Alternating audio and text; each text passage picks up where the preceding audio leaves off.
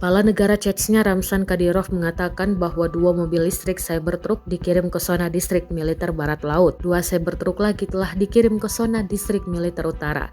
Teknologi barat dapat mengatasi tugas yang diberikan dengan baik. Mobilitas, kenyamanan, kemampuan manuver, kualitas kendaraan listrik ini sangat diminati di sini, tulis Kadyrov di saluran Telegramnya dikutip Jumat 20 September 2024. Mesin-mesin tersebut dikatakan beroperasi dengan normal dan tanpa kegagalan. Sebelumnya, Kepala Chechnya mengumumkan bahwa dia menerima truk pick-up listrik Cybertruck dari Max dan mengujinya. Ia berjanji akan mengirim mobil tersebut ke zona distrik militer utara dan mengundang Max mengunjungi Grozny. Namun belakangan miliarder Amerika dan CEO Tesla mengatakan bahwa dia tidak memberikan truk pick-up listrik kepada Kepala Chechnya tersebut.